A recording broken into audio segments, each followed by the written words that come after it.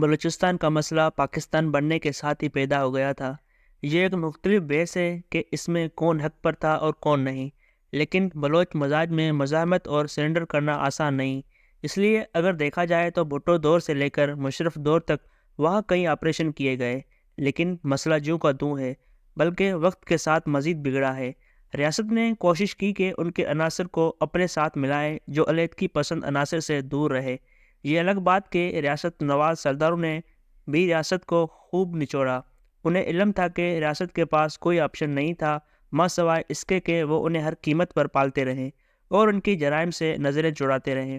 اس لیے ایسی قیادت بلوچستان کے حصے میں آئی جو آج تک بلوچستان کا مسئلہ حل نہ کر سکی، بلکہ وقت گزرنے ساتھ مسئلہ سنگین تر ہوتا چلا گیا۔ شاید بلوچستان کے سرداروں کو بھی یہی سوٹ کرتا تھا کہ مسئلہ جوں کا توں رہے تاکہ ان کی اہمیت اور ضرورت کبھی ختم نہ ہو۔ صدر زرداری کے پیپلز پارٹی دور حکومت میں ہم نے دیکھا کہ کچھ اہم کوششیں کی گئیں کہ بلوچوں کو راضی کیا جائے، انہیں ان کے وسائل پر زیادہ کنٹرول اور پیسہ دیا جائے، نوکریوں میں ان کا حصہ بڑھایا جائے، ان کو عالمی معاہدوں میں زیادہ شیئر دیا جائے۔ ورنہ مجھے یاد ہے کہ ایک دفعہ ایک غیر ملکی کمپنی کے ساتھ معاہدے کے مطابق بلوچستان کی کانوں سے نکلنے والی دھاتوں میں صرف 2% بلوچستان کو ملتا تھا، جبکہ 98% اسلام آباد اور غیر ملکی کمپنیوں کو ملتا تھا۔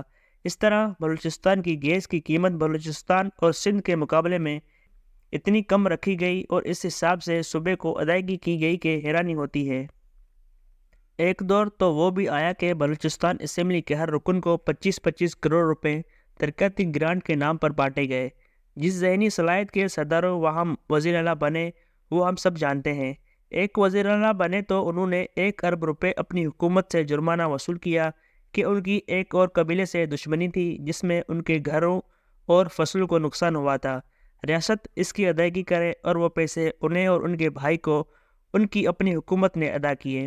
مجھے یاد ہے مشرف دور میں 10 ارب روپے لگا کر علاقہ گیر کو باقاعدہ شہری علاقہ بنانے پر کام ہوا۔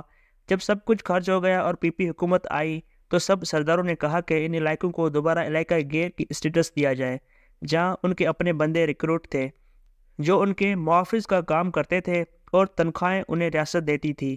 صدروں نے کہا کہ وہ سب تنخواہوں کا پیسہ انہیں ملے گا اور وہ خود جسے چاہے تنخواہ دیں۔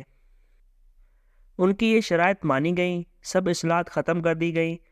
بلوچ عوام دوبارہ اس پرانے سسٹم کی طرف لوٹ گئے کہ حکومت صدروں کو کروڑوں روپے دے گی اور وہ اپنی مرضی سے اپنے فورس میں تنخواہ کے نام پر وہ پیسے بانٹیں گے۔ صدروں نے ہمیشہ یہی کہا کہ انہیں باہر سے آنے والوں نے لوٹا اور ان کے وسائل پر قبضہ کیا۔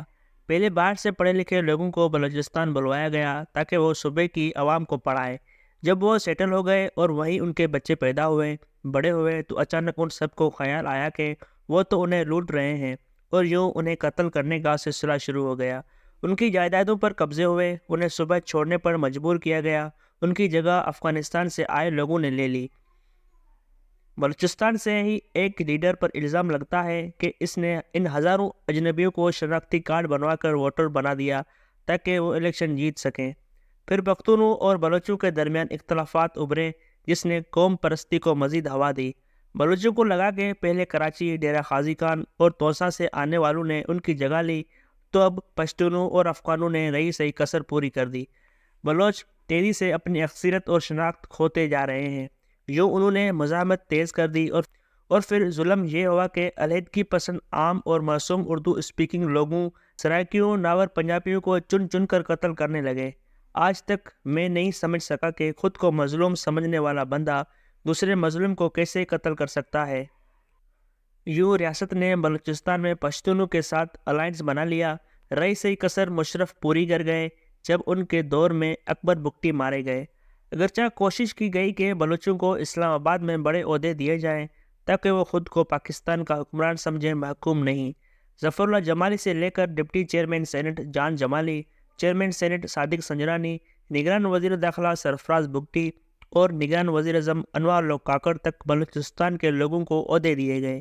اب جب اسلام آباد میں ایک طویل لانگ مارچ کے بعد خواتین اور بچے گمشدہ افراد کی تلاش میں آئے تو ان کے ساتھ جو سلوک ہوا اسے کسی پاکستانی نے اچھا نہیں سمجھا۔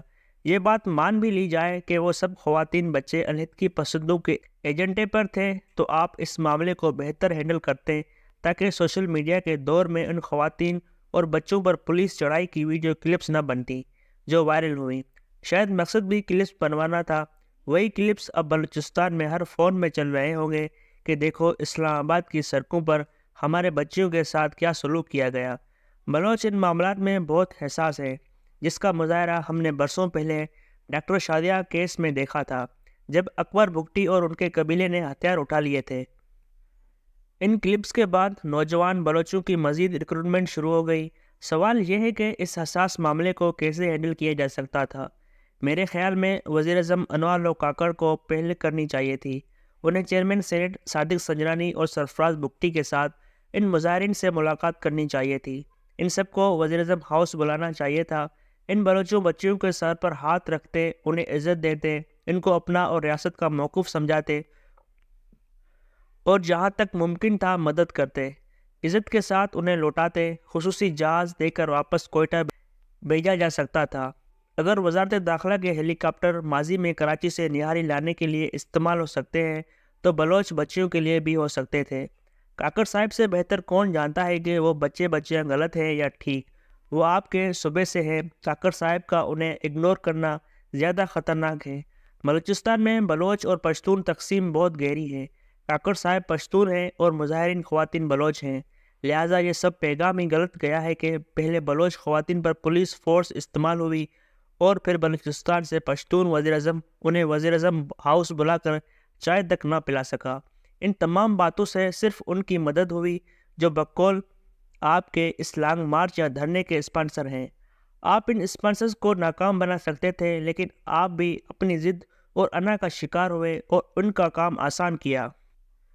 ایک دفعہ آئی جی جیل خانہ جات پنجاب میاں فاروق نذیر سے پوچھا کہ وہ درجنوں دفعہ جیلر رہے، ان کے نزدیک کس قوم کا قیدی سب سے مشکل اور آسان قیدی کون تھا؟ وہ بلا جھجک بولے، بلوچ قیدی کو ہینڈل کرنا سب سے مشکل بھی ہے اور آسان بھی۔ میں نے پوچھا وہ کیسے؟ بولے بلوچ قیدی کو رام کرنا ہے، اس کا دل جیتنا ہے تو اسے عزت دو، وہ بچ جائے گا، لیکن اس کو ذلیل کرو گے تو وہ جیل میں مر جائے گا، آپ کے آگے نہیں جھکے گا۔ یہ آسان فارمولہ ریاست کو اور نگران وزیر اعظم کاکڑ صاحب بھی استعمال کر سکتے تھے۔